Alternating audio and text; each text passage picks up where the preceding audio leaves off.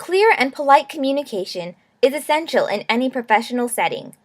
As a researcher, you will need to interact with a variety of people in both oral and written forms.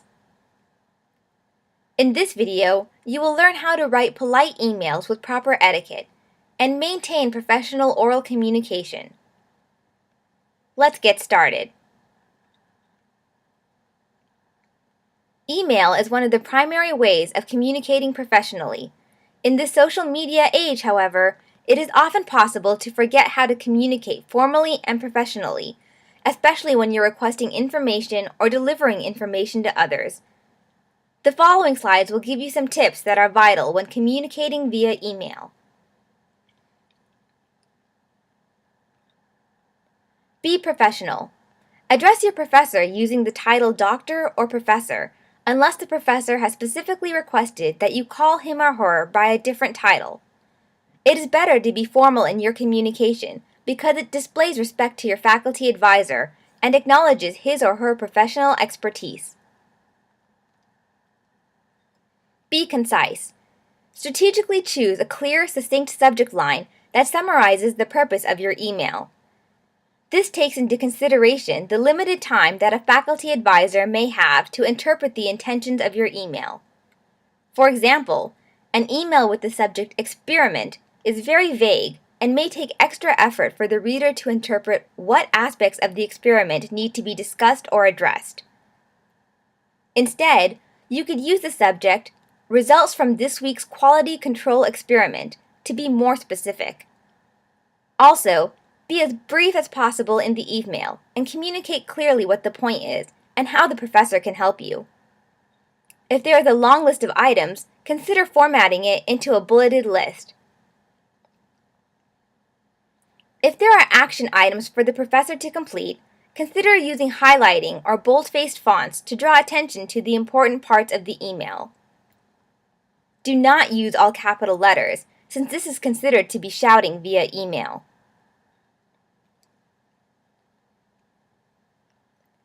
Use appropriate grammar and language.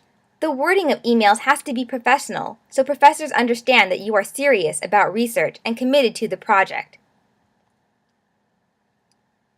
Using slang, poor spelling, and inappropriate abbreviations such as OMG are indirect signs that a student researcher doesn't take the research experience seriously or doesn't realize the unique opportunity that he or she has to conduct quality undergraduate research with the professional.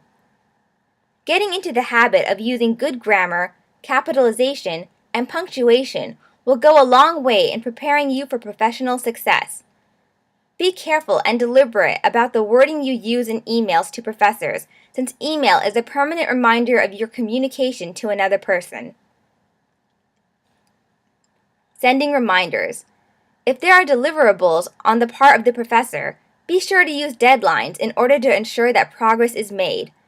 It may be necessary to follow up on these items more than once. If you have to do this, remain courteous, use professional language, and inform them that your emails are friendly reminders. Look out for email replies. When replying to emails, be mindful of who else is on the email list, either as a carbon copy or worse, a blind carbon copy.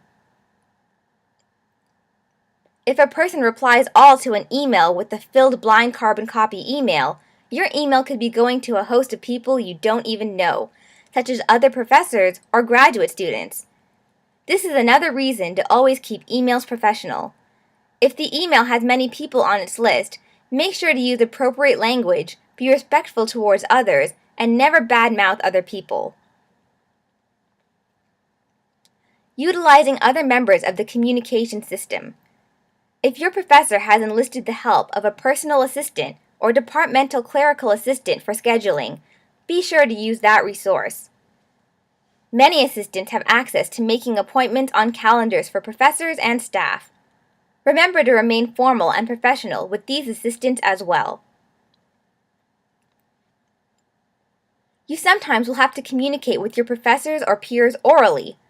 This may be in the form of a formal research presentation, or in a quick informal presentation amongst your research team members and peers, like an update on the progress of your project. The following slides will give you some tips that are important for oral communication. Oftentimes, when students have questions regarding some aspects of research, it is easier for them to walk in and ask the professor or a graduate student personally, rather than wait for an email response. In cases like these, make sure you write down anything that is communicated to you verbally so that you can follow through with the action items after the meeting. This will come in handy in case you forget some facts or need them for future reference. In oral communication, it is essential to speak clearly, directly, and concisely so that you convey all of the pertinent points. Another aspect of all communication is listening. Through active listening techniques, you can receive feedback about what someone is saying and then respond in a manner that is appropriate and aligns with the expectations of the other person. If your professor or peers are giving you any instructions orally, repeat or rephrase the important and high-level points from these instructions. This serves two purposes. First, your professor and peers know that you have understood the instructions, and second, it helps you remember the instructions. If you are the one conveying anything verbally, make sure you are clear and to the point.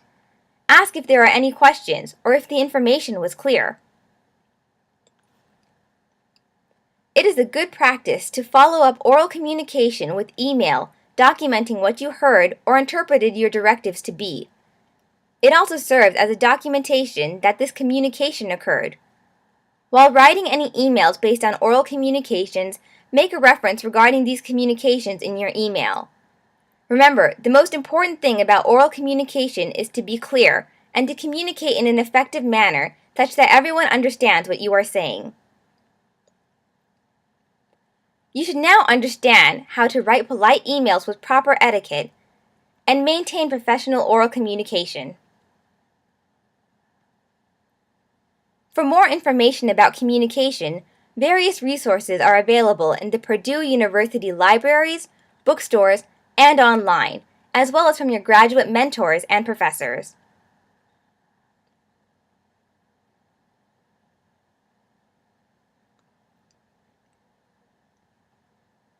We hope you enjoyed communication methods.